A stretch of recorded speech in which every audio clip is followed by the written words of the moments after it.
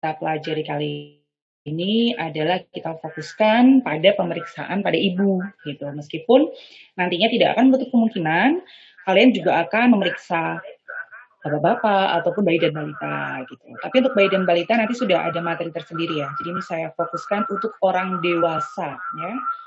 Orang dewasa khususnya ibu.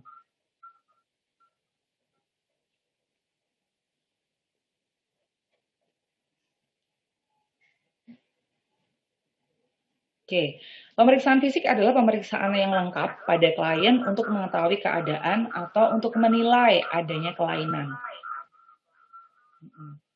Suaranya gema ya, Mbak?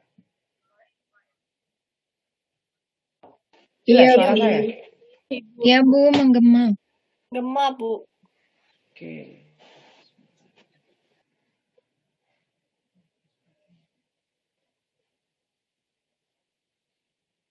Ini masih ngema? Boten, Bu. Ya, oke. Kita lanjutkan ya. Tujuannya adalah untuk menentukan status kesehatan pasien, kemudian untuk mengidentifikasi adanya kelainan. Kalau ada kelainan bagaimana? Kalau ada kelainan, maka bisa kita segera obati dan pasien juga bisa segera sembuh. Mungkin kalau kita melihat selama ini kalian secara fisik kan cuma kelihatan, oh mukanya kayak gitu, ya kan? Apalagi kalau pakai jilbab, cuma kelihatan mukanya, kelihatan tangannya ada dua, kemudian kakinya ada dua, mata, hidung, mulut, dan sebagainya. Hanya terlihat seperti itu saja. Padahal sebetulnya dari atas, head to toe ya, dari kepala sampai ke kaki, itu kita bisa melakukan pemeriksaan secara rinci. Bisa tahu apakah ada kelainan atau tidak. Gitu. Dan tujuan yang ketiga adalah mengambil data dasar untuk menentukan adanya rencana tindakan. Contohnya gimana? Misal, ada kelainan nih, tensinya kok tinggi ya? Nah, itu berarti data dasar terjadinya hipertensi. Seperti itu. Bisa dipahami sampai sini ya. Saya lanjutkan. Pemeriksaan fisik atau keadaan umum pasien. Apa saja sih yang akan kita periksa? Secara garis besar ada 3. 1, keadaan sakitnya pasien. Kedua, mengukur berat badan dan tinggi badan. Dan yang ketiga adalah pemeriksaan vital sign atau tanda-tanda vital gitu. Nah, satu persatu yuk kita kupas. Biasanya mungkin sudah sering ya kalau berat badan, tinggi badan, vital sign atau biasa sering disebut dengan TTV. TTV adalah tanda-tanda vital. Yang pertama, tentang keadaan umum pasien.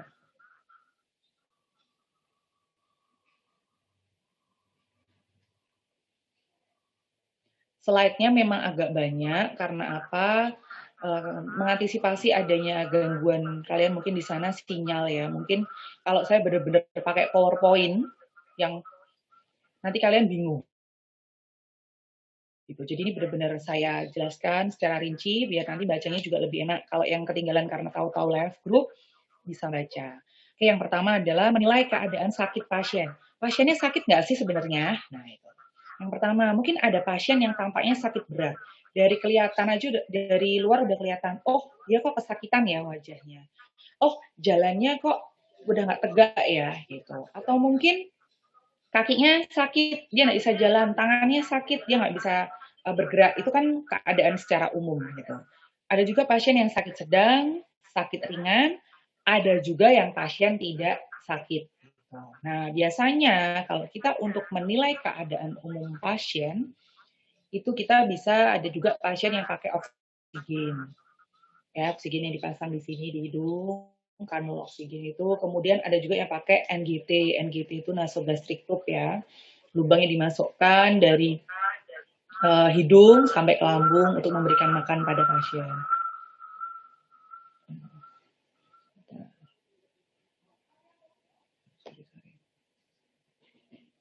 Nah, kemudian ada juga respirator untuk membantu pernafasan dan juga ada juga pasien yang terpasang infus gitu.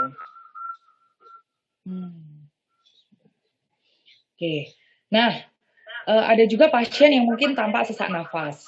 Ada yang dia posisinya itu nggak berdiri, tapi posisinya setengah duduk.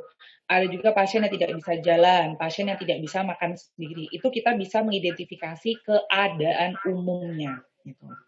Nah, data ini bisa sebagai bahan pertimbangan untuk memberikan penilaian pada pasien-pasien yang sakit. Itu adalah keadaan umum pasien.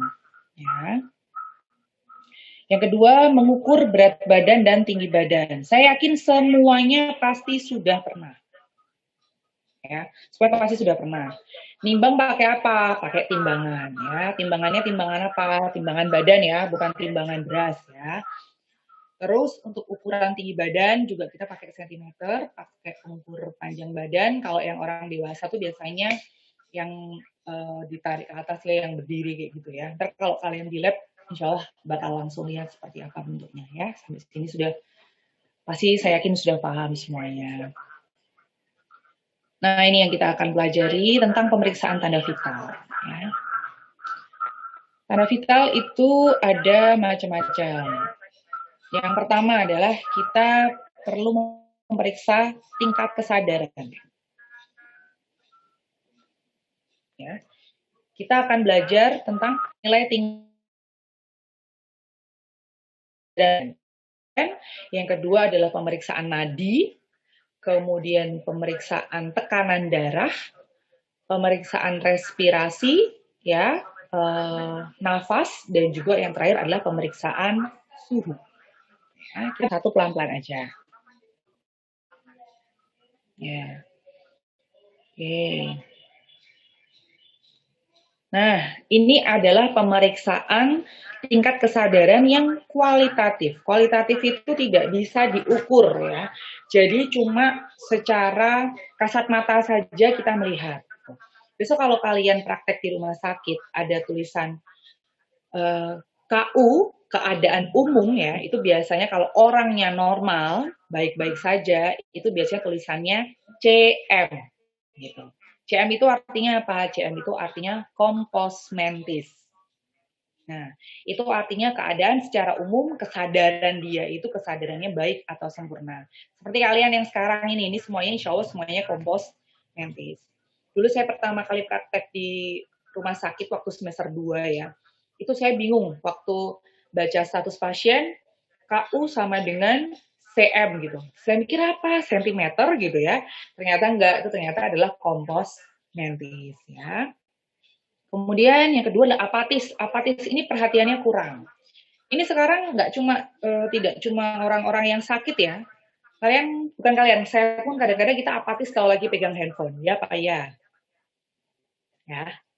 Boleh sambil ini ya, interaksi ya. Kalian boleh nyaut-nyaut nggak apa-apa. Jadi nggak berasa ngomong satu arah juga gitu ya. Apatis itu perhatiannya kurang. Gitu. Kemudian yang ketiga ada juga yang disebut dengan somnolent. Somnolent itu dia mudah tertidur walaupun sedang diajak bicara. Jadi diajak ngomong, lama-lama tidur. Itu somnolent ya. Hati-hati, ini orang yang kesadarannya juga setengah-setengah ya, somnolent. Kemudian yang keempat adalah sopor. Sopor itu rangsangannya masih kuat, masih memberikan respon. Jadi mungkin secara ini kok dia udah nggak begitu sadar, tapi kalau diberi rangsang, dikasih pertanyaan masih bisa jawab. Gitu. Itu sopor. Kemudian ada sopor komatus. Sopor komatus adalah hanya tinggal refleks kornea saja. Jadi sentuhan ujung-ujung kapas pada kornea itu menutup kelopak mata. Jadi kalau dikasih kapas ya di sini di matanya itu dia lama-lama bisa langsung menutup kelopak matanya. Jadi itu sudah sopor itu masih ada rangsangan, masih respon, tapi dia sudah mengarah ke koma. Yang terakhir adalah koma. Koma ini sama sekali sudah tidak ada respon. Jadi kalau misalkan ada orang kecelakaan di rumah sakit, kondisinya gimana? Koma. Koma itu artinya berarti sudah tidak ada respon sama sekali. Gitu ya. Ini adalah pemeriksaan tingkat kesadaran secara kualitatif. Kalau secara kuantitatifnya, karena nanti ini yang sering ini biasanya ada secara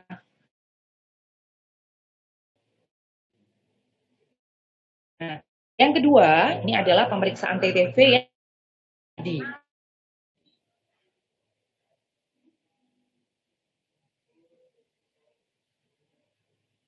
Ini dia. Nadi. Biasanya kalau ngitung nadi di mana, Mbak? Boleh ada yang jawab? Nadinya keraba. Itu biasanya kalau ngeraba di mana, Mbak? Pergelangan Tangan kiri, Bu. pergelangan tangan. Enggak leher. Leher. Mana lagi? Siku. Terus? Leher. Mana lagi? Leher. Oke. Ya, secara umum yang sering sekali dihadapi itu adalah 3 ini ya. Yang 1 menit penuh. Ya. Biasanya pada 15 detik aja, Bu, dikalikan 4. Nah, itu jangan ditiru ya. Sebaiknya sangat-sangat kita hindari ya. Karena apa? Terkadang 15 detik pertama itu dia ritmenya bagus. Nanti ending-endingnya mungkin menghilang. Kita kan nggak tahu ya. Jadi silahkan kalian hitung nadi itu secara penuh 1 menit full. Jadi memang disarankan, diharuskan kalau namanya sedang praktek atau dimanapun kalian berada silahkan pakai jam tangan ya. Dan sebenarnya lebih bagus yang jam tangan yang ini ya, ada detikannya ya. Jangan yang cuma ada 2 jarum tuh kan nggak kelihatan detikannya. Jadi memang disarankan yang ada detikannya. Nah, tempatnya di mana saja? Betul. Yang pertama adalah arteri radialis ya. Ini di tulang radialis, lebih mudah teraba di pergelangan tangan pada ibu jari. Jadi pergelangan tangan mau kanan mau kiri nggak masalah. Ya, tangan kiri atau nggak masalah. Maksudnya gimana? Ini yang gampang adalah kalian punya jempol ya. Jempol. Ini kalau diurut gitu ya dari atas ke bawah, seret.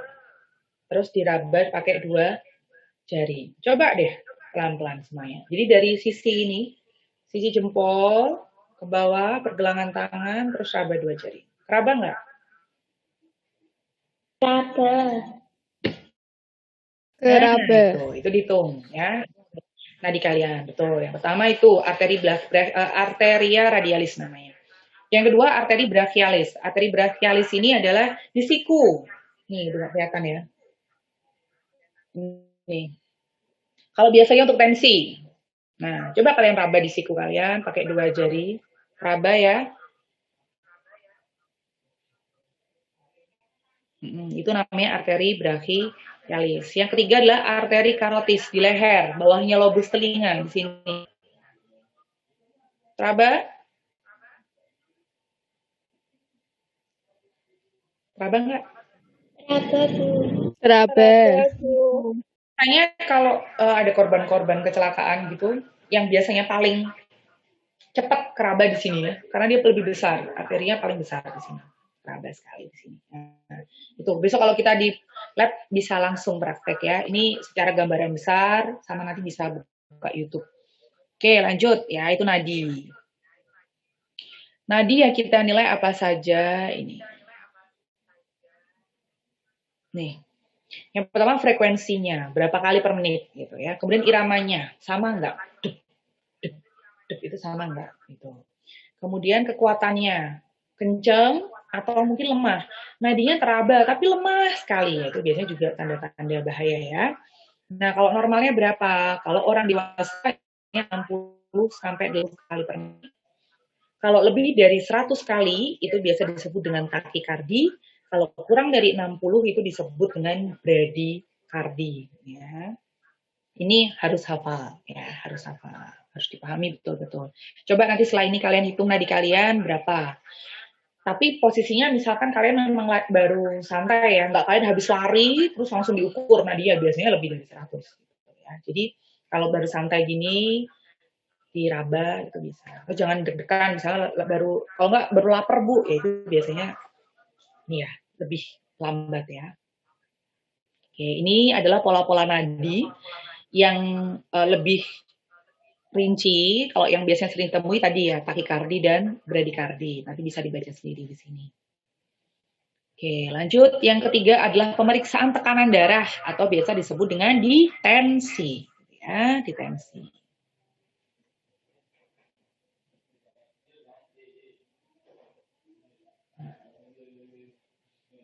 Ya, Ini kita bisa digunakan untuk menilai apakah ada kelainan pada sistem peredaran darah kita, ya, sistem kardiovaskular jantung ya. Untuk posisinya bagaimana pasien bisa duduk, bisa juga tiduran. Kalau saya lebih suka pasien tiduran, karena kalau duduk itu biasanya juga biasanya lebih tinggi daripada kalau kita lagi tiduran. Lebar manset biasanya yang di manset di sini ya, itu kita kira 2/3 dari lebar lengan kita. Kemudian bagaimana caranya kita pasang di atasnya arteri brachialis tadi ya, kita pasang, kemudian ada gambaran nggak ya? Kalau nggak ada, besok pas praktek di lab ya, ini saya sampaikan semampu saya biar kalian ada gambaran. Jadi, mompanya itu kita pompa pelan-pelan sampai nadinya hilang. Ya, kalian di stetoskop sudah nggak kedengeran nadinya, itu kalian lebihin 20 atau 30 mm Hg. Jadi, hilang, tambahin lagi 20 atau 30. Setelah itu, setelah hilang, ya, arteri radialisnya itu hilang, kemudian kita tempatkan, jadi gini, biasanya kalau kita Nancy, ya, itu kan stetoskopnya itu dipasang di siku kita, ya. Kemudian tangan kita yang satunya itu megang di arteri radialis, gitu. Biasanya seperti itu. Nah, pada saat kita pompa, terus yang di arteri yang di radialis ini sudah hilang, kita lebihkan 20-30 mm Hg, udah hilang. Terus kita tempatkan stetoskopnya di arteria brachialis. Gitu. Jadi yang diraba itu yang radialis dulu, sampai hilang, tambahin 20 atau 30. Kemudian kalau sudah kita tambahkan, barulah stetoskop itu kita tempatkan di brachialis. Terus kita turunkan pelan-pelan. Itu kita akan mendengar suara dep, dep, dep, dep, gitu. Mungkin sudah ada yang pernah Nancy di sini? Sudah ada? Belum? Sudah. Ya, sudah. Ya, kedengaran Mbak suaranya, Mbak? Kedengaran nggak waktu kamu mompa? Terdengar, Bu. Nah, iya. Jadi itu saya seperti itu. Itu adalah suara detak jantung kita ya. Dep, dep, dep, dep. Nah, itu adalah yang disebut dengan bunyi Korotkov ya. Korotkov. Itu sama dengan bunyi nadi kita. Nah, pada saat kalian menurunkan pelan-pelan, bunyi yang pertama kali terdengar, ini dia. Nih. Bunyi yang pertama kali terdengar, sifatnya lemah, ya. Itu disebut dengan Korotkov yang pertama. Ini secara teoritis seperti ini ya. Untuk yang kedua, itu bunyi seperti K1, tapi disertai bising, lebih bising. Yang ketiga, tambah keras lagi, tapi tidak ada bising. Yang keempat, saat pertama bunyi keras itu mulai melemah. Dan yang terakhir adalah saat bunyinya hilang. Jadi ada 5. Nah, yang kita dengarkan tensinya berapa, Bu? Itu adalah K1 dan K5. Gitu. K1 itu adalah sistol, ya, dan K5 adalah diastol. Gitu. Jadi yang kita dengarkan adalah bunyi yang pertama kali kita dengar dan bunyi yang terakhir dengar. Itu di angka berapa? Itu ya sistol dan diastol. Nah, ini adalah tekanan darah untuk usia dewasa. Normalnya itu berapa? Biasanya itu sistolnya itu antara 100 sampai 120 ya. Antara 100 sampai 120, kemudian diastolnya juga 70 sampai 80. Tapi ini juga tergantung kondisi seseorang. Ada seorang yang biasanya 100/60. Kalau dia udah 110 udah pusing, itu juga ada. Tapi ada juga orang yang normal 110. Kalau warning ada gejala hipertensi. Nah, ini adalah tekanan darah tidak normal menurut WHO. Jadi dianggap hipertensi itu kalau sistolnya sudah 100, diastolnya 90. Kemudian ada mild hypertension, ada moderate, ada severe, dan ada malignant. Ini bisa dipahami pelan-pelan. Kalau sudah malignant itu yang diastolnya sudah 130, itu sudah harus hati-hati ya.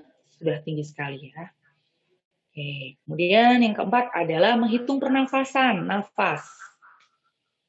Nah, itu ya, hitung-hitung nafas kita ya. Hitung nafas sama dengan menghitung nadi, yaitu selama 1 menit penuh ya. Selama 1 menit penuh dan diamati jenisnya. Pernafasan normal orang dewasa itu 12 sampai 18 kali per menit. Dipengaruhi oleh beberapa faktor, apa saja? Yang pertama usia, kemudian jenis kelamin, suhu tubuh, posisi tubuh, dan yang terakhir adalah aktivitasnya. Jadi nafas seseorang, anak kecil ya, bayi dengan orang yang dewasa jelas berbeda. Ya, kalau kita dewasa 20 sampai 18 kali. Laki-laki dan perempuan juga berbeda. Biasanya lebih cepat perempuan. Kemudian suhu tubuh, kita lagi panas atau kita lagi di tempat yang dingin itu kan nafasnya beda ya. Bagi orang yang biasanya naik gunung, biasanya nafasnya lebih cepat. Kemudian posisi tubuh, posisi berbaring, posisi duduk, ya, aktivitas Anda berlari, Anda sedang makan atau apa itu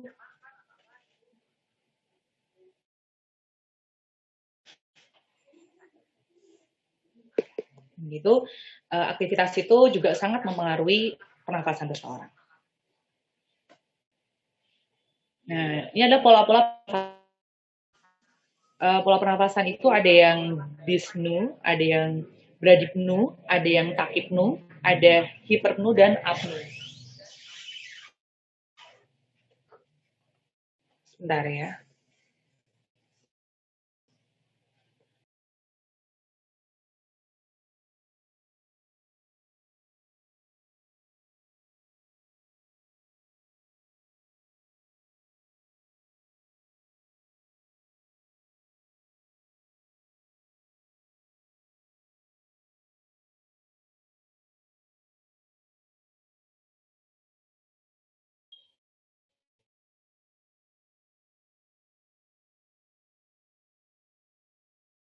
Oke, saya lanjutkan ya. Nah, kalau dyspneu itu adalah kita susah bernafas. Adanya retraksi. Retraksi itu adanya tekanan di rongga dada. Ya, tekanan di rongga dada. Kemudian ada bradypneu, itu pernafasannya lambat, kurang dari 10 kali per menit. Tachypneu itu abnormal, lebih dari 24 kali per menit. Ya, dan juga ada juga yang disebut dengan hyperpneu, itu cepat dan dalam. Jadi seperti itu, dan apneu itu tidak ada pernafasan sama sekali.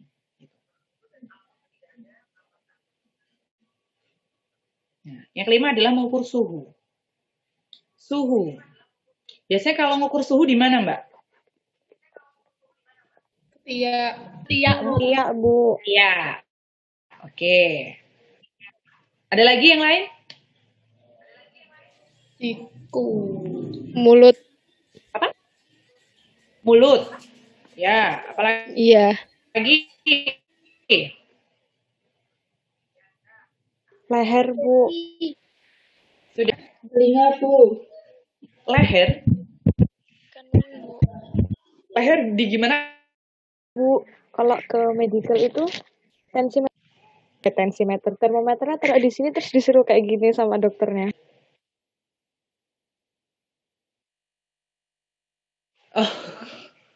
Oh iya. Ada, tapi memang itu tidak wajar ya biasanya. Kalau sekarang malah suhu di jidat ya, di dahi ya. Sekarang yang tembak pakai infrared seperti itu. Tapi yang biasanya lebih akurat ya itu ada di 3 tempat ya. Betul sekali tadi ada di ketiak, di mulut, dan yang satu adalah di rektum, anus. Ya, di anus itu juga untuk mengukur suhu. Nah, suhu badan kita itu biasanya kita menggunakan derajatnya Celcius, tapi ada juga yang menggunakan derajatnya Fahrenheit. Kalau di Indonesia yang sering digunakan adalah derajat Celcius ya. Nah, bagaimana caranya merubah Celcius ke Fahrenheit? Pasti kalian sudah di luar kepala ya. Zaman SMA mesti dapat nih, 9/5 kali suhu ditambahkan 32 gitu. Kemudian kalau dari Fahrenheit mau ke Celcius ya tinggal dikurangi dulu terus dikalikan 9/5 gitu ya. Oke. Kemudian alat yang digunakan apa? Termometer. Betul sekali termometer. Nah, ini adalah posisi-posisi di mana kita bisa mengukur suhu. Itu ada 3. Yang pertama di mulut. Kalau di mulut itu biasanya 3-5 menit di bawah lidah. Bawah lidah. Kemudian kalau di rektal, di dubur ya, di anus, itu biasanya dia suhunya itu 0,4 derajat lebih tinggi daripada kalau di oral. Jadi lebih panas. Kan memang bagian anus itu lebih panas kan ya suhunya. Kalau nggak percaya, boleh kalau kalian ke kamar mandi dicek sendiri apakah anus saya itu lebih hangat daripada kondisi tubuh saya yang lain. Jawabannya ya. Kemudian yang ketiga adalah di ketiak. Kalau di ketiak di sini, kalau kita pakai termometer raksa, itu 5-10 menit. Di mana ini suhunya itu lebih rendah 0,6 derajat daripada di oral. Tapi memang yang sering digunakan adalah di ketiak. Ya.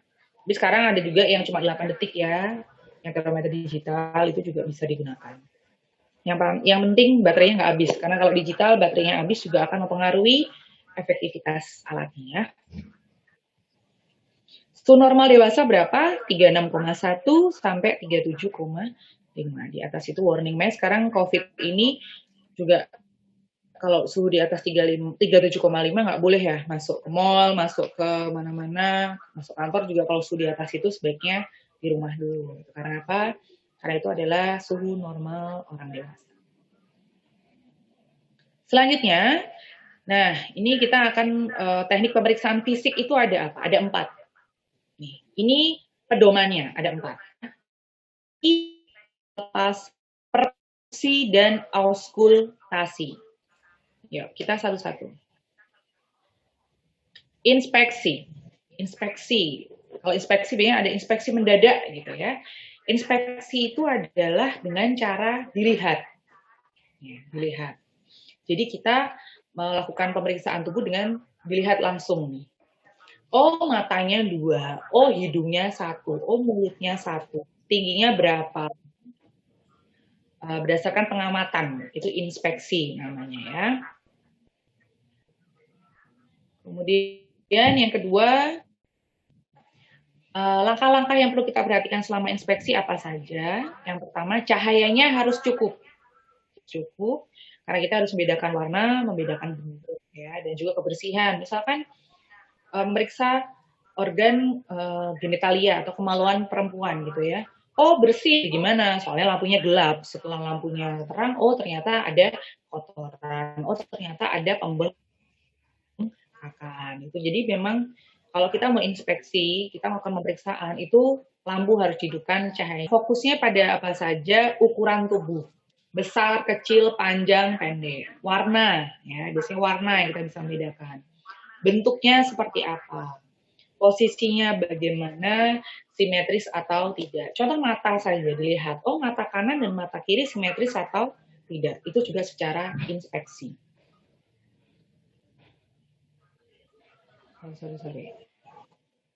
Ya, perlu dibandingkan juga hasil normalnya ya, antara abnormal tubuh yang kanan dengan yang kiri. Misalkan matanya berwarna kuning, oh dia ada ikteri gitu. Kemudian kulitnya kebiru-biruan, oh dia sianosis, tidak bisa bernafas. Jadi memang itu bisa dilihat dari inspeksi ya. Secara kasat mata. Yang kedua adalah palpasi. Itu artinya diraba. Betul tadi ya, Mbak Amelia tadi. Dilihat, diraba. Dilihat namanya inspeksi, diraba namanya palpasi. Nah, palpasi di sini itu teknik dengan menggunakan indera peraba, pakai tangan ya. Tangan dan jari-jari, ini adalah instrumen yang sangat sensitif kita gunakan. Biasanya itu kita bisa mendeteksi bentuknya, suhunya, panas apa tidak, adakah ada getaran, apakah ada pergerakan, lunak atau seperti itu. Itu dengan cara dipalpasi ya. Apa saja yang harus kita perhatikan selama kita palpasi? Yang pertama, ciptakan lingkungan yang nyaman dan santai, ya, karena kalau namanya palpasi, kalau kulitnya tegang, kondisi tegang juga dipalpasi juga nanti tegang ya kondisinya kulitnya. Kemudian tangannya juga harus hangat ya dan kering.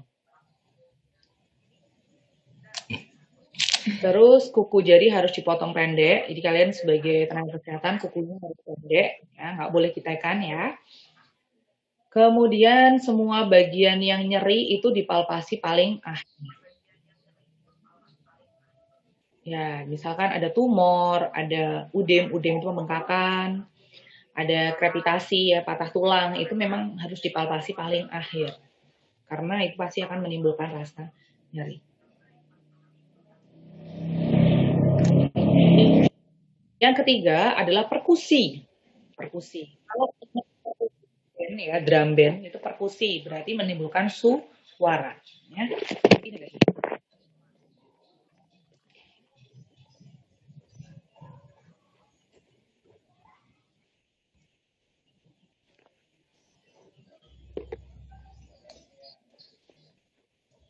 Dengan cara mengetuk. Jadi di bagian itu diketuk. Gitu. Mengetuk permukaan tubuh tertentu untuk membandingkan lainnya antara kanan dan kiri yang menghasilkan suara. Kan yang sering kita temui biasanya kalian mengetuk apa? Perut ya. Perutnya kembung apa enggak? Nah, itu perkusi. Ya. Dimana suara yang sering dijumpai suara itu jaringannya berarti normal. Redup itu lebih padat. Kemudian peka itu yang padat, misalkan seperti perkusi daerah jantung, daerah hepar itu berarti yang diketuk itu padat. Jadi antara yang diketuk itu kan suaranya ada yang mungkin dung-dung, ada yang puk-puk. Nah, itu kan tergantung pada bidang permukaan yang kita lakukan perkusi. Ada juga hipersonor, ini pada daerah yang berongga kosong, misalkan paru-paru. Yang keempat adalah auskultasi. Kalau auskultasi itu dengan cara didengarkan suara yang dihasilkan oleh tubuh. Bedanya apa? Kalau perkusi tadi diketuk dulu, ya, menimbulkan suara. Kalau auskultasi kita memang mendengarkan yang ada di tubuh. Contohnya apa? Tak jantung, ya. Biasanya pakai stetoskop. Bising usus di perut, itu juga bisa menggunakan auskultasi. Bunyi jantung, suara nafas, bising usus. Nah, ini adalah yang bisa didengarkan dengan menggunakan stetoskop. Suara yang tidak normal yang dapat diauskultasi pada nafas itu apa saja? Ini nanti bisa dibaca sendiri hasilnya. Suara ngik-ngik, nah itu suara real seperti apa? Kemudian yang biasanya kalian ngik-ngik itu disebut dengan wheezing ya. Ini biasanya pada saat orang yang sedang asma. Jadi bisa dibaca sendiri. Nah, sekarang kita menginjak untuk yang biasanya nanti untuk praktikum nih. Ini adalah pemeriksaan head to toe. Namanya head to toe itu berarti dari head, kepala, sampai tuh kaki ya. Pemeriksaan yang dimulai dari kepala secara berurutan sampai ke kaki. Mulai dari apa? Tanda-tanda umumnya, kemudian tanda-tanda vital, TTV, kepala, wajah, mata, hidung, mulut, telinga, jantung, dan semuanya sampai kaki ekstremitas. Ya. Yuk, satu persatu kita akan kupas di sini kepala. Nih. Kepala di sini yang pertama adalah bentuknya. Jadi kalau kalian besok melakukan pemeriksaan yang pertama kali, itu adalah bentuk kepala. Itu biasanya dilihat bentuknya normal atau tidak, ya, bentuknya normal atau tidak. Apakah dia makrosefalus, besar kepalanya, kemudian mikrosefalus lebih kecil, hidrosefalus itu adalah kelainan yang terdapat cairan ya di dalam. Terus kemudian dilihat apakah ada bekas luka, ya, apakah ada pembengkakan, terus kepalanya ini kulitnya lembab atau tidak, ya, apakah ada udem itu juga kayak bengkak. Kemudian rambutnya kita lihat warnanya lurus, tribo, ya, itu dari keadaan rambut. Hijin kepala bersih apa tidak, ya, ada ketombenya apa tidak, rambutnya rontok apa enggak, gitu. Bau apa enggak, gitu, ya. Itu dari rambut, hijinnya. Kemudian wajahnya apakah ada kloasma. Kloasma itu flek-flek hitam ya, bercak-bercak hitam. Ada pembekakan di palpebra. Palpebra itu di daerah mata. Ini adalah kepala. Bu, memang kita sampai meriksa ini ya, apa namanya, tombe gitu ya. Iya, memang itu harus ya. Itu karena mempengaruhi kondisi fisik tubuh seseorang. Dia orangnya rajin bersih nggak? Soal hygiene-nya bagaimana? Itu memang harus diperiksa dari awal. Ya. Kedua mata. Ya. Yuk dilihat matanya masing-masing ya. Oke. Kalau mata yang dilakukan, yang pertama adalah inspeksi, dilihat. Kita lihat matanya ini simetris atau tidak, kanan dan kiri. Ya. Kemudian ada kelainan nggak? Kelainannya apa? Biasa juga disebut dengan strabismus. Strabismus itu adalah adanya koordinasi gerakan mata yang belum sempurna. Mohon maaf, biasanya ada yang juling ya, mata juling. Itu berarti strabismus ya. Ada normal. Kemudian kita lihat sklera dan konjungtiva. Konjungtiva itu yang bagian bawah nih, Mbak. Kalau kalian nurunin mata, nah bagian bawah itu namanya konjungtiva. Nanti bisa searching gambar mata ya. Konjungtivanya tuh warnanya apa? Kalau biasanya pucat, ya, kalau ibu hamil pucat berarti kemungkinan besar dia anemia. Ya. Terus kita lihat juga kalau misalkan merah banget berarti ada konjungtivitis yang biasa disebut infeksi mata ya, atau kalau bahasa Solonya itu BLM, yaitu konjungtivitis ya. Ada juga sklera. Kalau sklera itu yang bagian ini, putih-putihnya ini. Warnanya apa? Kalau putih berarti normal, kalau merah berarti dia ada iritasi, kalau kuning berarti ada kemungkinan ikterik. Ya. Itu sklera dan konjungtiva. Itu mata. Terus kita ke hidung, ya, dari mata ke hidung ya, bukan dari mata turun ke hati ya. Oke, dari hidung apa saja yang dilihat? Yang pertama yang pasti adalah inspeksi. Hidungnya gimana? Mancung apa? Tidak. Ya. Kemudian setelah kita lihat bentuk hidungnya, septumnya ini di tengah-tengah atau tidak? Septum, pembatas ya, atau pembatas ini di tengah-tengah nggak? Simetris atau tidak? Gitu. Kemudian kita lihat apakah ada benda asing. Kita cek di sini, nanti dipasangi alat untuk lihat apakah ada benda asing, apakah ada sekret, kotoran ya, sisa sekret dari hidung, apakah ada sumbatan. Kemudian kita raba apakah ada polip mungkin ya, terus apakah ada perdarahan di hidung. Itu secara umum hidung seperti itu. Kemudian kita lihat pola pernafasannya. Kalau pasiennya itu bernafas melalui mulut, ya, kita lihat pasien bernafas kok dia pakainya mulut, itu berarti kemungkinan besar dia ada sumbatan di hidungnya, ya, ada obstruksi jalan nafasnya. Tapi kalau bernafasnya kok cupingnya bergerak, berarti apakah dia ada gangguan di paru-paru? Itu juga bisa dilihat secara kasat mata, ya. Kemudian yang keempat adalah mulut. Nih, mulut. Kita minta pasien untuk membuka mulut. Kita lihat apakah ada stomatitis. Stomatitis itu luka di mulut, biasanya seringnya tuh kayak sariawan tuh ya. Kemudian bagaimana dia bisa menggigit, dia bisa mengunyah, dia bisa menelan ya. Kemudian ada bau mulut atau tidak. Kemudian yang kedua bibir. Nah, bibir kita lihat warnanya apa, simetris atau tidak, kanan kiri atas bawah.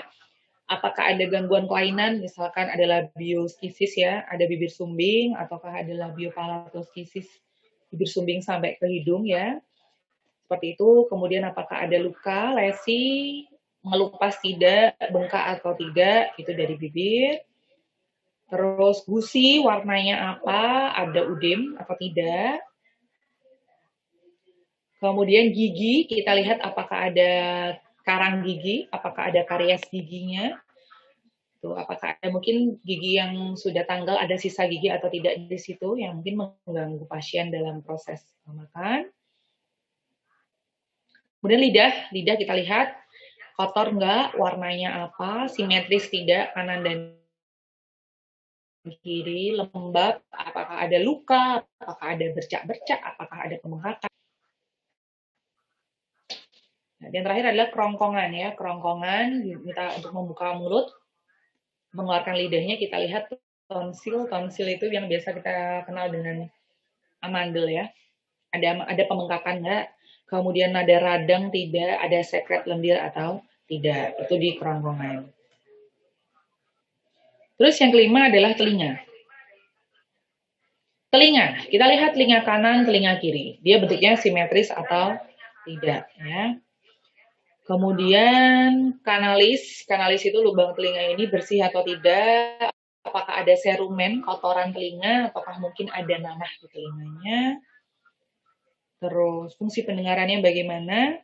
Untuk tes Rin, Weber, Garputala ini nanti silakan kalian cari sendiri ya.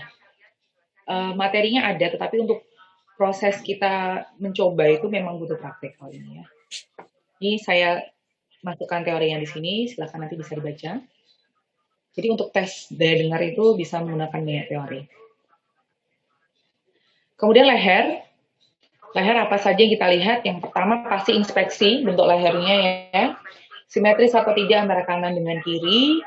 Kemudian ada pergerakan. Terus mungkin adakah masa tuh kita raba. Diinspeksi dulu, dilihat biasanya apakah ada benjolan di sana, kita lihat dulu. Terus kira-kira lehernya kaku apa? Tidak. Ini secara inspeksi. Kemudian kelenjar tiroid ya. Kelenjar tiroid ini cara kita palpasi ya. Di sini, di depan sini kita palpasi, kita raba. Kemudian pasien kita minta untuk menelan. Kalau tidak teraba perbedaan berarti normal. Tapi kalau misalkan kok ada, kita menelan kok ternyata kita merasa ada permukaan yang tidak sama, itu berarti ada kemungkinan dia terjadi pembesaran kelenjar tiroid. Kemudian kita palpasi vena jugularis ya, kita palpasi di sininya apakah venanya ini berdenyut secara normal ya, vena jugularis. Kemudian kita inspeksi dan palpasi pada leher, apakah ada pembesaran kelenjar limfa, kelenjar getah bening itu ada di bawah telinga. Raba di sini, kalau misalkan ada benjolan, ukurannya besar atau kecil, bentuknya gimana, dia tipe yang dipegang itu bergerak-gerak atau yang menetap, gitu ya. Keras atau lunak, itu konsistensinya seperti apa. Itu dari leher. Kemudian dada. Nah, ini mulai membayangkannya, membayangkan yang sebisa mungkin dulu ya. Jadi semampu kalian coba dibayangkan dada. Apa yang akan saya periksa di dada, ya. Yang pertama adalah kita inspeksi dulu. Kita lihat apakah dia bernafasnya itu normal. Gerakan dadanya ini normal atau tidak, gitu ya. Apakah ada tanda-tanda ketidaknyamanan dalam bernafas, gitu. Kemudian kita auskultasi, kita dengarkan menggunakan stetoskop, kita dengarkan dari atas, bawah, kanan, kiri, dicek semuanya bunyinya bagaimana, normal atau tidak. Terus kemudian kita lihat payudara, payudaranya antara kanan dengan kiri simetris atau tidak. Kemudian ada bench puting susu yang normal atau puting susu yang terbenam, ada ya. Kemudian areolanya, bagian hitam-hitamnya itu juga normal atau tidak, itu kita lihat. Oh, kalau dia pada ibu hamil misalkan, hamil atau enggak ya, kita bisa lihat juga dari areolanya, menghitam atau tidak. Kalau areola ibu hamil itu biasanya memang warnanya lebih hitam, vegetasi. Kemudian jantung.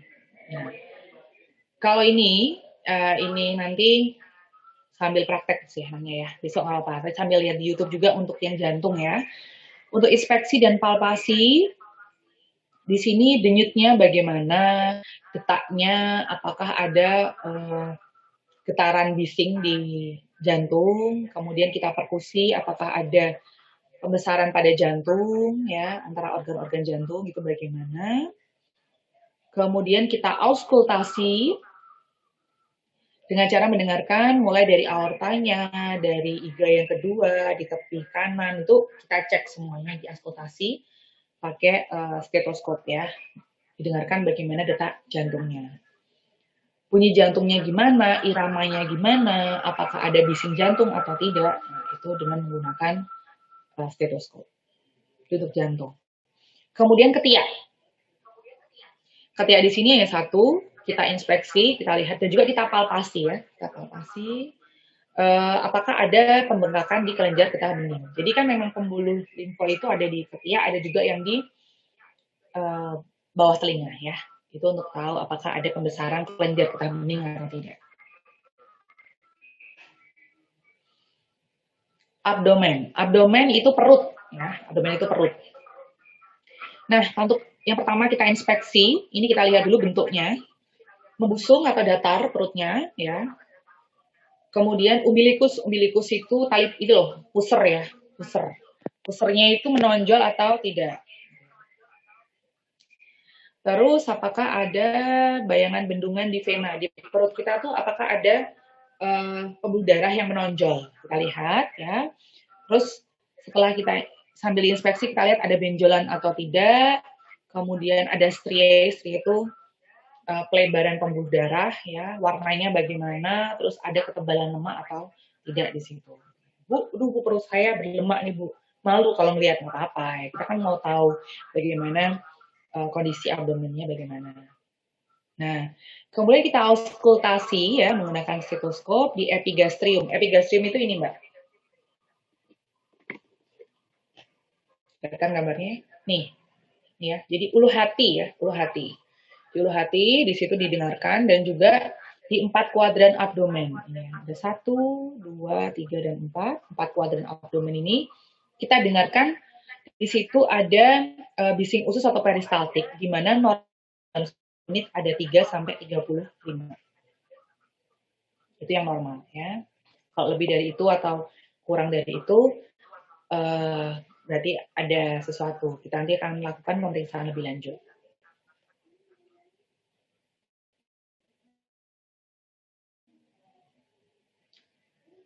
Ini palpasi pada bagian perut. Ini besok insya Allah pada praktek ya. Ini bisa dibaca dulu. Sambil dibayangkan kalau bagian perut itu kita palpasi apakah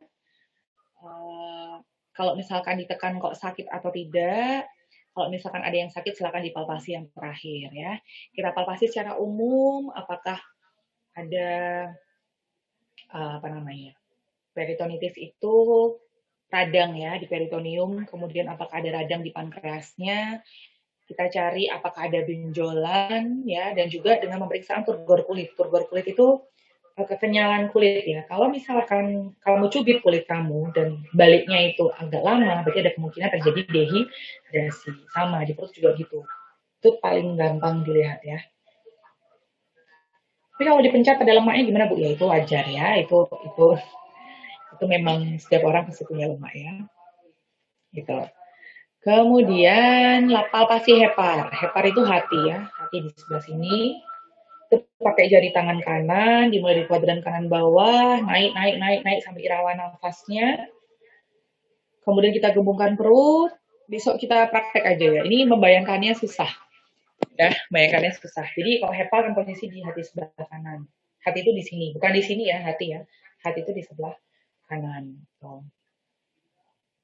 Kalau normal maka malah heparnya tidak akan teraba. Ya, normalnya. Kalau kok teraba ada hepar di situ, berarti memang ada kelainan, ya, ada masalah.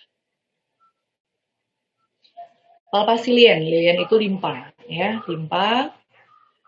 Ini juga nanti susah ya, susah di ini. Besok kita praktek, insya Allah. Ya, kita praktek, kita lihat gimana cara palpasi hepar, bagaimana palpasi limpa, ya, palpasi di daerah paru, jantung, gitu. Besok langsung aja ya, biar lebih enak. Ini teorinya dulu saja. Kemudian perkusi dengan cara mengetuk ya, mengetuk bagian perut dengan menggunakan jari tengah, tangan kiri ditempelkan pada dinding abdomen. Ini, sebentar.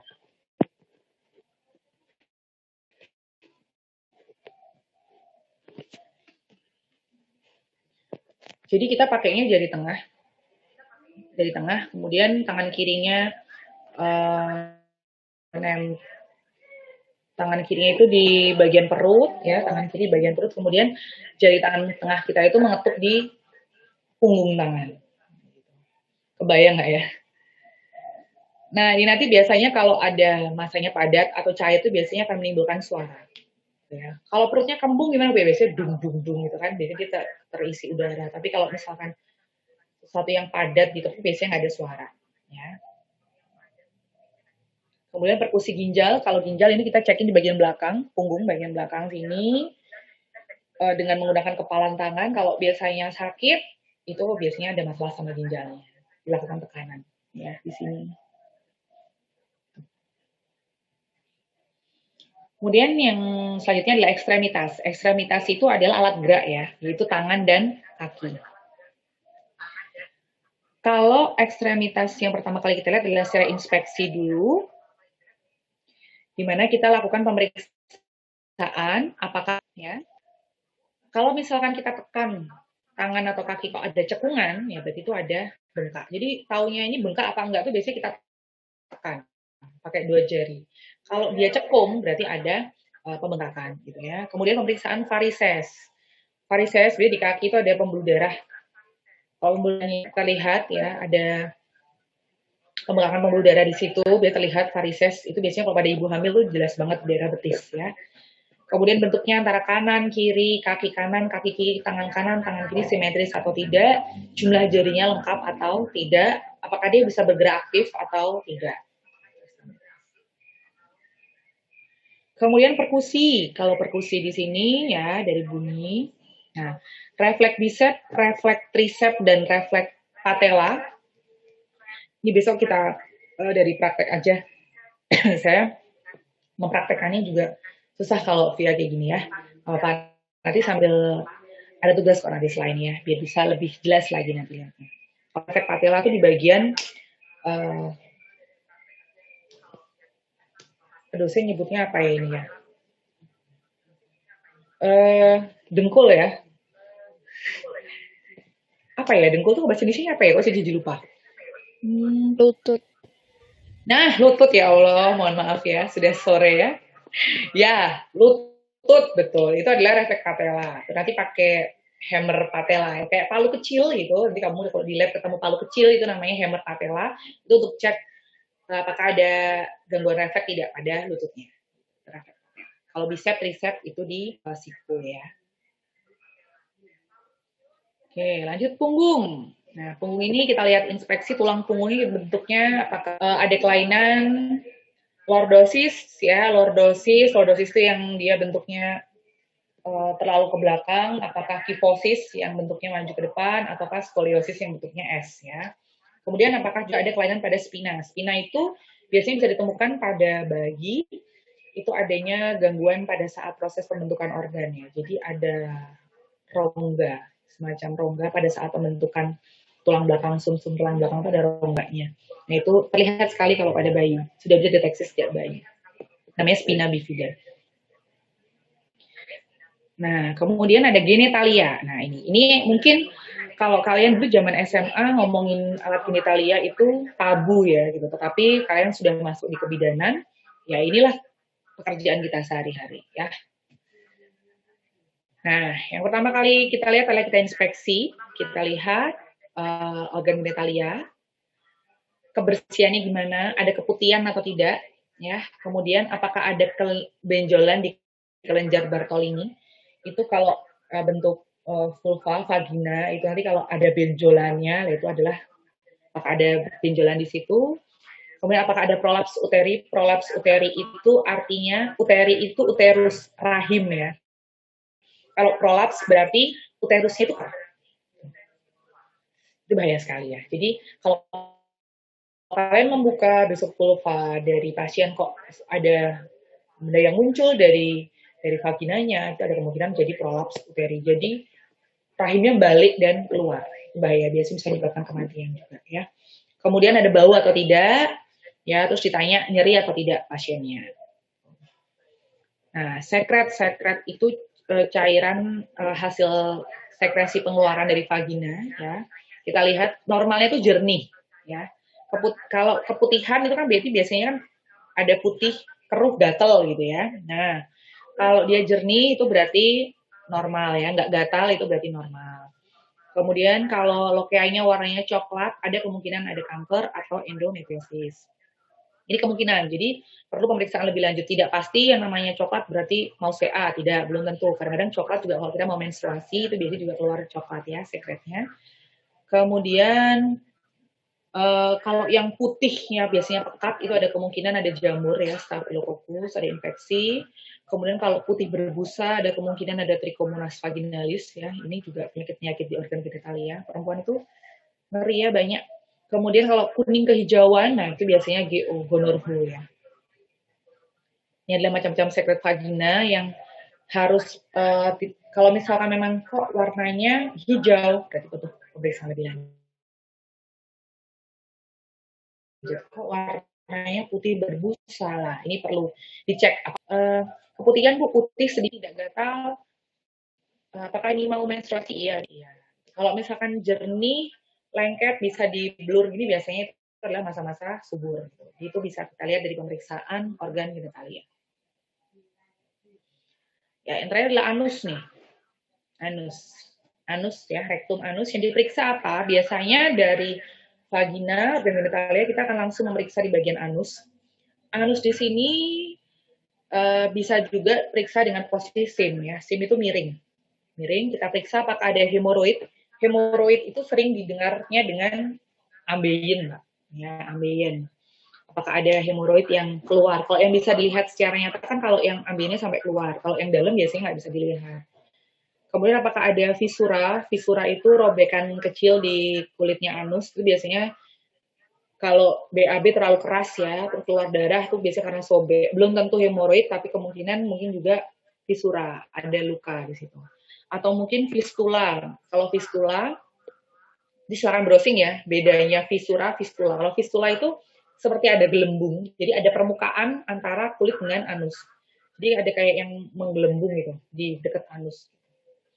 Kemudian apakah ada tanda-tanda keganasan? Mungkin di situ ada massa, ada benjolan yang dicurigai apakah ini tumor atau kanker seperti ini. Dan kebersihannya bagaimana?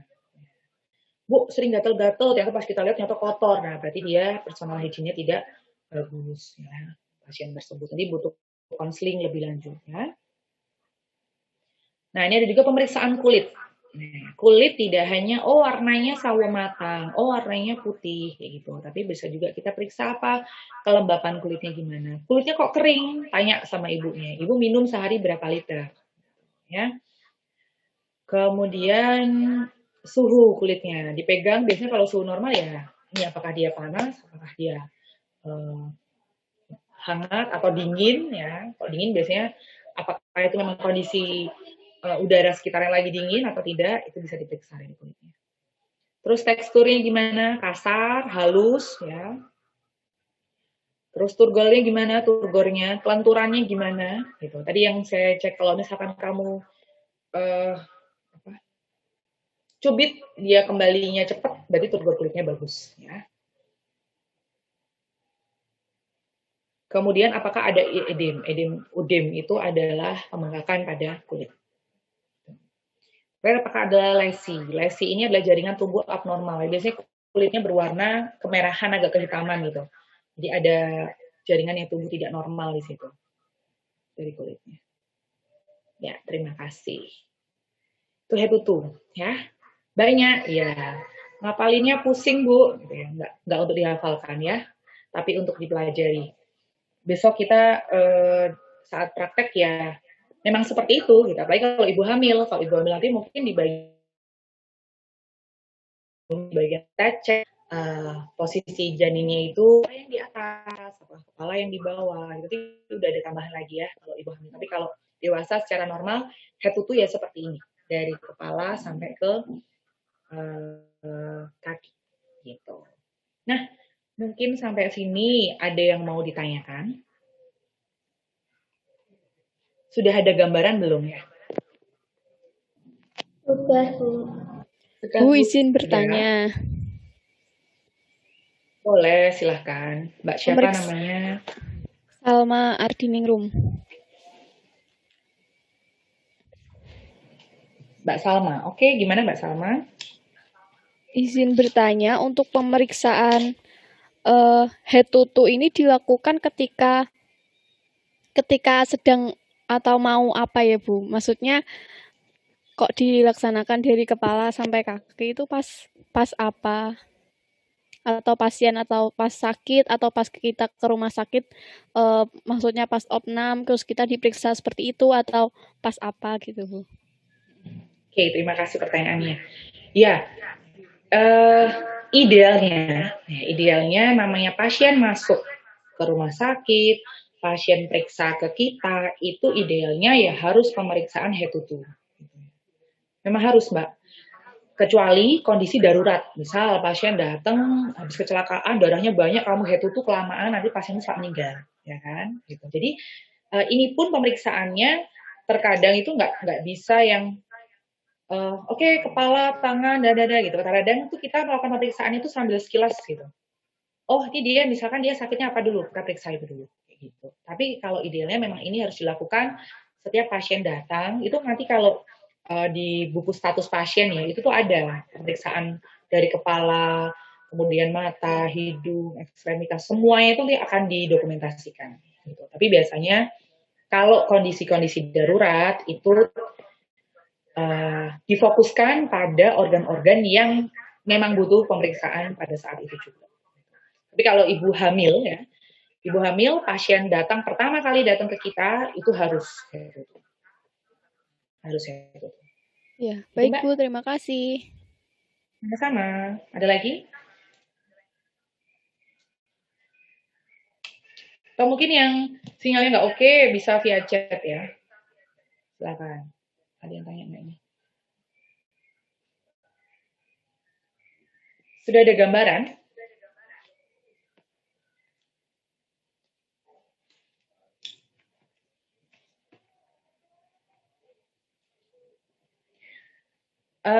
Saya mau pesan buat kalian ya. Jadi tolong nanti kalian carilah video di YouTube terkait pemeriksaan fisik ini ya, head to toe itu seperti apa, dan tolong benar-benar dilihat yang bagian palpasi di jantung, paru, kemudian limfa, jantung dan hepar ya. Itu kan saya tidak bisa mempraktekkan di sini dengan posisi berdiri dan sebagainya itu kurang bisa terlihat ya. Apalagi kan kita harusnya meraba bagian mana tuh kadang-kadang kita tidak bisa terlihat gitu. Tapi kalau di video kan jelas sekali. Tolong kalian buka. Jadi besok pada saat ini kayaknya bakal praktek bakal praktek di kampus ya. Insya Allah nanti bulan Maret ya kalau nggak salah ya. Nah itu nanti sudah ada gambaran kan kalian. Oh kayak gini. Nanti kalau dipraktekkan langsung seperti apa bisa lebih jelas. Gitu ya, tolong nanti dilihat lagi biar bisa melihat bagaimana refleks patella, bagaimana refleks tricep, bicep itu seperti apa. Nanti silakan dilihat. Ada lagi yang mau bertanya? Assalamualaikum. Aku izin bertanya. Oke. Mohon maaf ya, Mbak Bu, siapa? belum bisa. Kunti, mohon maaf belum bisa on cam, Bu. Karena dari tadi keluar masuk terus, Bu. Oke, nggak apa-apa, Mbak Kunti. Iya. Gimana, Bu, Mbak? kalau semisal pasien datang ke kita itu dalam kondisi pingsan gitu ya. Nah, sedangkan pemeriksaan HER2 itu kan kayak sampai ke dalam-dalam gitu, perlu izin. Nah, apa yang harus kita lakukan ketika mendapatkan pasien yang seperti itu, Bu? Apakah kita tetap melakukan pemeriksaan HER2 atau bagaimana? Atau Oke. menunggu izin dari Sebelum saya pasien? menjawab,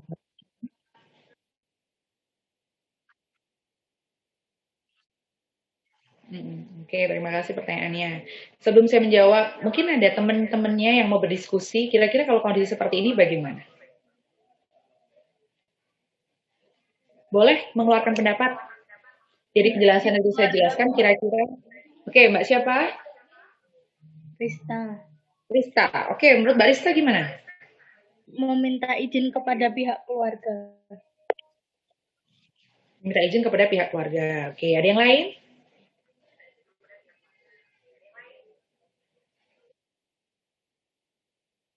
Oke, menunggu kesadaran. Baru diperiksa. Ya, ya. Bukan menunggu ya, tetapi kita berupayakan dulu biar pasiennya sadar dulu. Ya, berarti kan pasien datang kondisinya dia pingsan. Nah, berarti yang harus kita lakukan, kenapa dia pingsan? Nah, itu kan seperti itu. Kita cari dulu kenapa dia pingsan. Apa mungkin TTV ya. Biasanya kalau itu tetap yang pertama kali dilakukan adalah pemeriksaan TTV. Itu yang pertama kali, Mbak. Jadi sebelum ke head to toe, kalau pasien pingsan, pasien datang itu TTV dulu. Nadinya gimana, kemudian tekanan darahnya bagaimana, pernafasannya bagaimana, suhunya bagaimana. Itu yang pertama kali kita lakukan dulu. Tapi kalau pasiennya pingsan. Ya. Dia pingsannya karena apa? Oh, ternyata kok nadinya agak lemah. Oh, tapi tekanan darahnya bagus, suhunya bagus. Oh, kenapa nih dia nih? Terus dengan berbagai upaya, misalkan dia sudah bisa bangun, oh mungkin tadi dia belum sarapan. Nah, bisa kan bisa jadi seperti itu. Ya, bisa jadi seperti itu.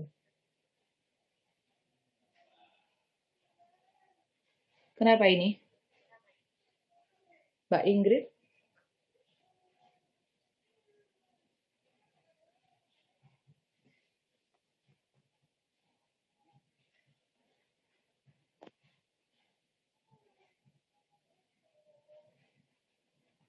Mbak Ingrid share screen ya?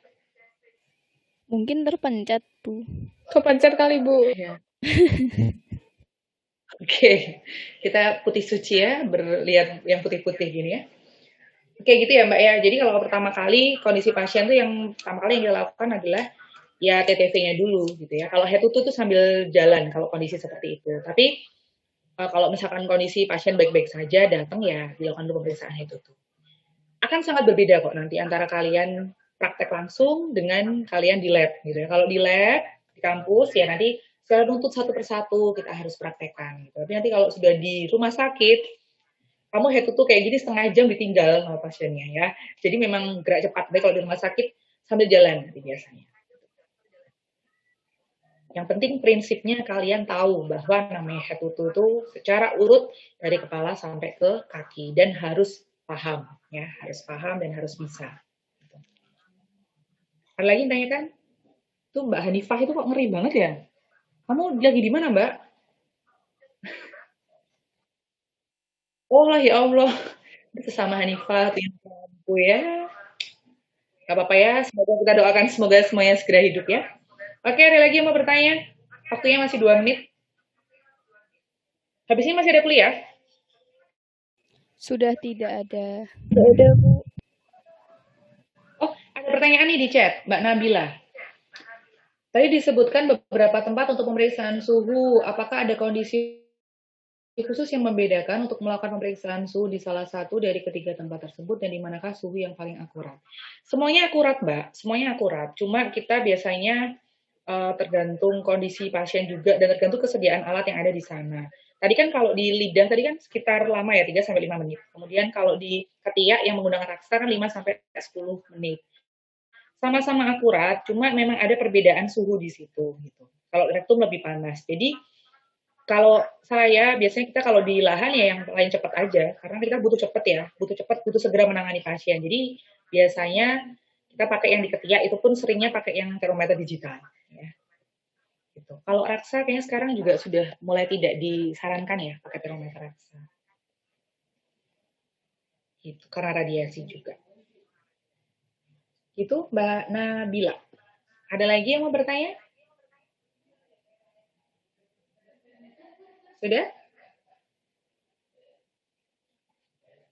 Oh ya, nggak apa-apa Mbak.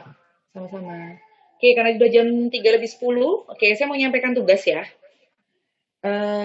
Tugasnya semoga tidak memberatkan Anda ya. Yang pasti saya memberikan tugas itu biar Anda lebih paham gitu ya.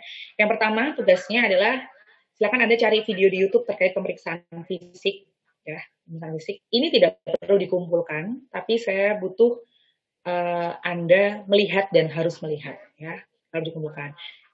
Yang kedua, silakan Anda bikin makalah tapi tidak usah pakai pendahuluan, tidak usah pakai itu, cukup aja di kiri atas nama, nomor absen, kemudian kelasnya, dan cari materi tentang pemeriksaan fisik.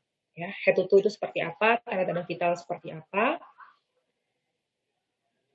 dan sertakan sumbernya di situ. Sumbernya boleh buku, boleh jurnal, yang pasti tidak boleh blogspot ya. Jadi saya nggak mau kalau blog. Silakan kalau kalian dapatnya di blog ya silakan dicari itu dapatnya dari mana. Boleh dari website, dari WHO, semuanya boleh terkait kecuali yang blogspot nggak boleh. Disertakan dulu sumbernya gitu ya. Dalam bentuk soft file saja dikirimkan ke email saya. Nanti saya WA-kan ke Mbak Cynthia ya karena ini waktunya juga sudah mau habis. Jadi tugasnya ada 2, yang pertama cari video, tapi silakan Anda pelajari sendiri. Saya tidak menuntut Anda untuk mengumpulkan, tapi Anda harus melihat. Jangan sampai membohongi diri Anda sendiri, karena ini berhubungan dengan paham atau tidak nanti kamu. Ya. Yang kedua, silakan bikin makalah tanpa pendahuluan, langsung saja terkait materi pemeriksaan fisik dan head to toe dari kepala sampai kaki dan juga pemeriksaan TTP. Sertakan sumber yang jelas.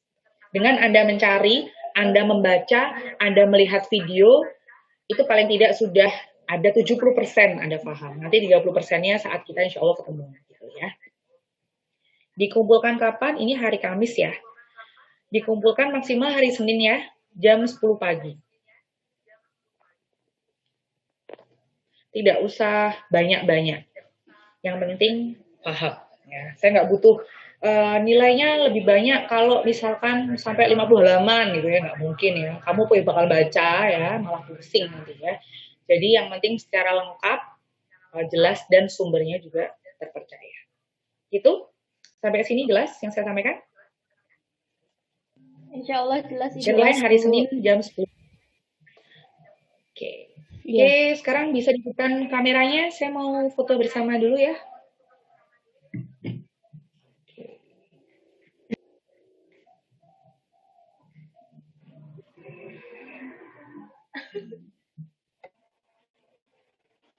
Hari ini berarti ini 57, saya 2, berarti 55, berarti ada yang live ya? Biasanya keluar masuk karena sinyalnya jelek, Bu. Ya. Aduh, itu Mbak Cynthia tuh sama siapa? Ini kita masih kuliah loh ya. Kok satu RT diajak foto semua? Oke, sebentar saya cek.